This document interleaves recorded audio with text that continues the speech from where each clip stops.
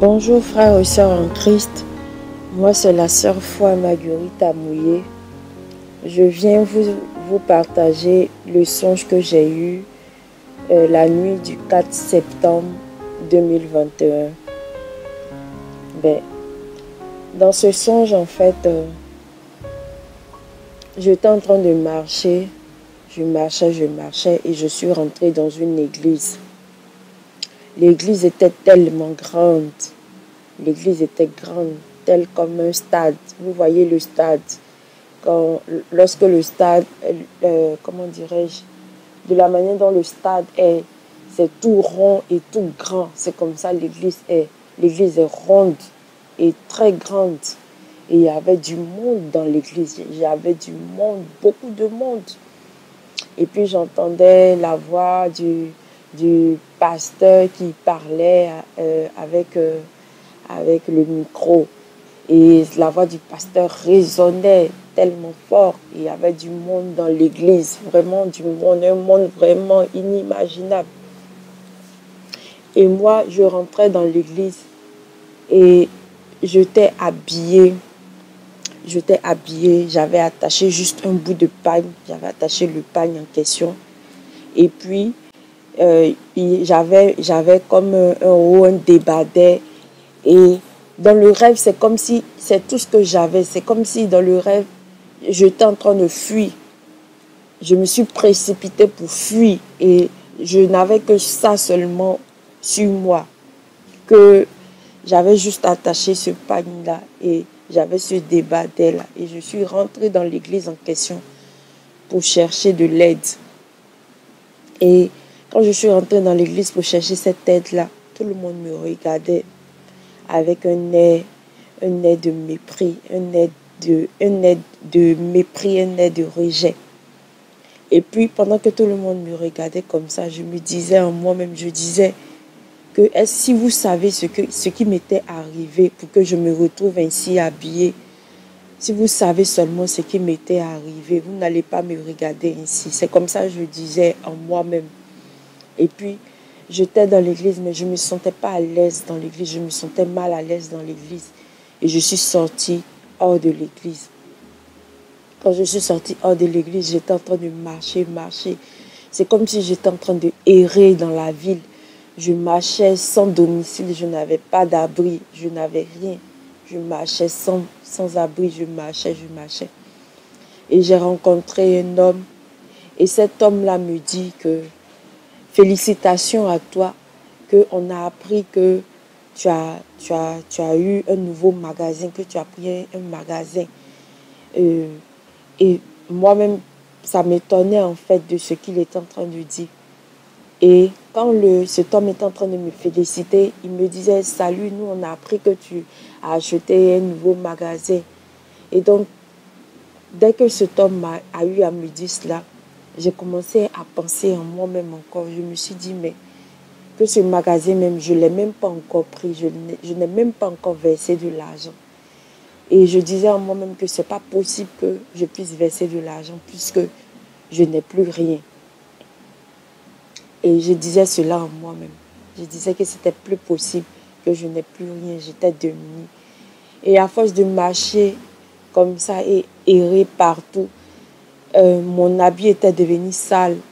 J'étais un peu sale. J'étais sans abri. Et tout d'un coup, je me suis retrouvée ailleurs, quelque part d'autre. Je ne sais pas comment je me suis retrouvée là-bas, mais je me suis retrouvée ailleurs. Et j'ai vu une grande femme. Cette femme-là était grande. Et cette femme-là ressemblait, en fait, en réalité, à une femme de mon enfance, à une femme que je connaissais dans mon enfance. Cette femme-là est retirée de la ville. Cette femme-là est vraiment loin et retirée un peu de la ville.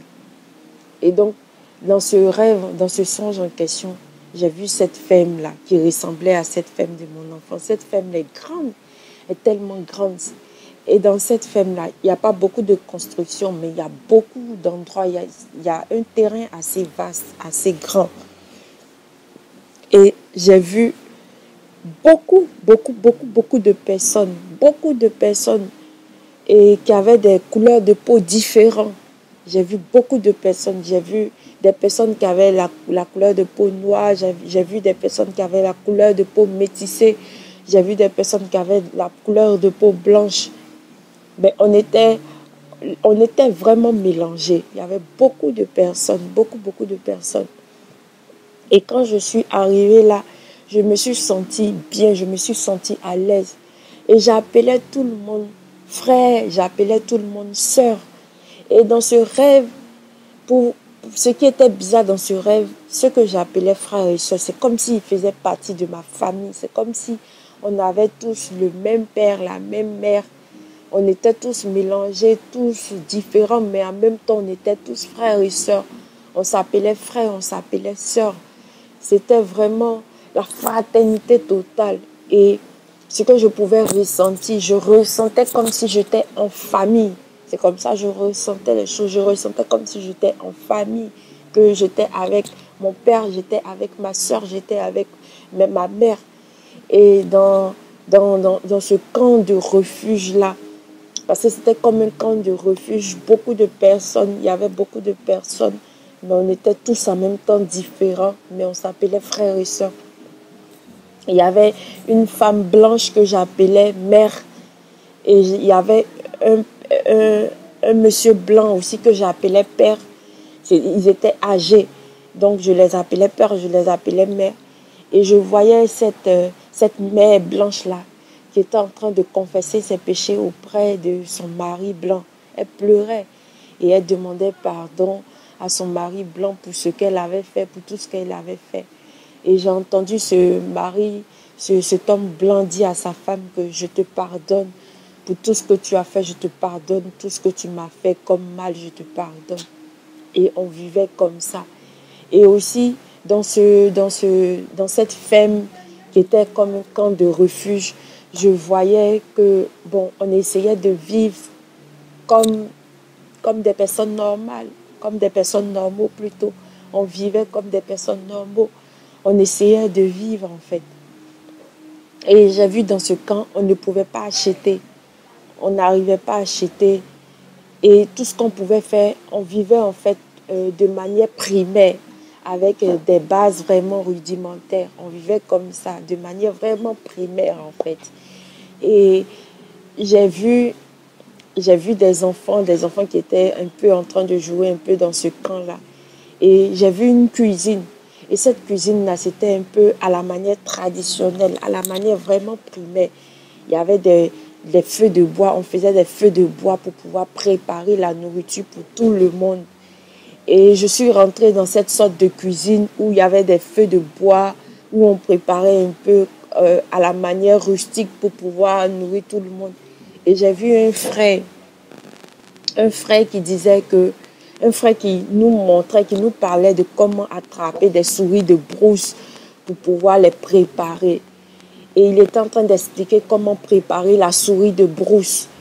Et dans ses explications, il disait qu'il fallait dépecer la souris de brousse. Et il parlait en fait de la souris de brousse du moins, comment la préparer, tout cela. Et je voyais que tout était au stade rudimentaire. Tout, on vivait de manière vraiment rudimentaire. Mais quand même, on arrivait quand même à vivre, on arrivait quand même à se nourrir avec ce stade rudimentaire, on arrivait à se nourrir. Mais c'était vraiment rudimentaire, on ne pouvait rien acheter. On ne faisait que aller dans la brousse pour pouvoir en fait avoir, avoir un pain quotidien, avoir un pain quotidien pour pouvoir se nourrir. On se nourrissait de la brousse en fait. Et donc, j'ai entendu un enfant qui était en train de prophétiser en s'amusant. Il prophétisait, il disait comme ça que des gens allaient venir nous attaquer dans le camp. Il était en train de prophétiser comme ça. Mais nous, on ne prenait pas cela au sérieux. Et tout d'un coup, le Seigneur a ouvert nos oreilles spirituelles. Tout le camp, toutes les personnes qui étaient là ont entendu. Le Seigneur a ouvert nos oreilles spirituelles. Et on entendait, à l'autre bout du monde, on entendait des personnes qui disaient qu'ils allaient venir attaquer le camp et qu'ils allaient tous nous tuer, qu'ils allaient venir nous tuer, attaquer le camp, détruire tout et nous tuer. Et quand nous tous, au même moment, nous tous, on a entendu cette voix-là qui disait qu'il allait venir nous attaquer dans le camp. Au même moment, nous tous, on a commencé en fait à préparer ce qu'il avait comme affaire. On a commencé à se préparer pour quitter le camp. Chacun se préparait pour quitter le camp et nous tous, on était en même temps affolés. On était affolés et on cherchait d'autres endroits où aller se cacher encore. On était tous affolés. Et puis, je me suis réveillée. Quand je me suis réveillée, je me suis dit, ben, ça c'est une persécution extrême. Frères et sœurs, c'est vraiment une persécution. Et je vous laisse en fait, la lassitude vous-même de pouvoir en fait tirer des conclusions, de pouvoir vous-même voir tout ce qui va arriver. En fait, ce que j'ai vu, c'est ce qui va arriver. C'est ce qui va finir par arriver. C'est ce qui va finir par arriver. Les chrétiens seront persécutés. Les chrétiens seront persécutés. Et c'est comme ça, nous tous, en ces temps-là, ces temps qui sont proches, ces temps à venir, c'est comme ça, nous tous, on va devoir vivre. On va devoir vivre au stade primaire en attendant le retour du Seigneur Jésus-Christ. Donc, soyez tous bénis dans le nom puissant de Jésus-Christ. C'est ce témoignage que je voulais vous rendre au sujet de la vision que le Seigneur m'a montrée dernièrement. Soyez tous bénis dans le nom puissant de Jésus-Christ.